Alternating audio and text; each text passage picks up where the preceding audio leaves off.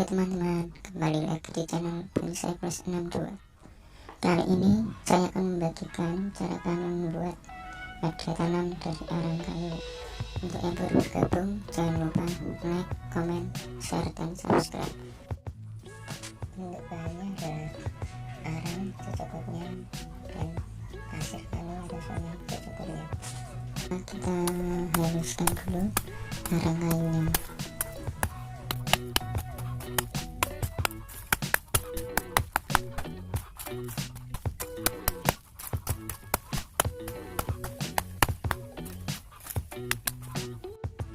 Jangan sampai halus-halus ya, teksturnya sampai segini saja sudah cukup. Kalau halus-halus nanti akan berdampak buruk pada media tanamnya. Setelah teksturnya seperti ini, campurkan dengan media tanam pendukung, yaitu pasir sungai atau pasir kali.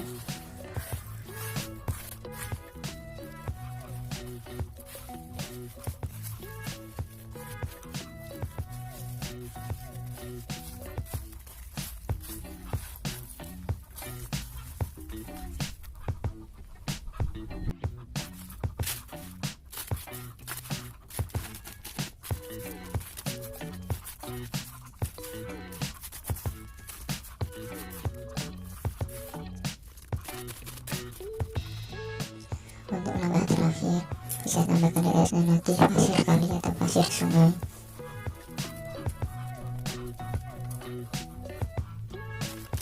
Dan ini dia hasilnya.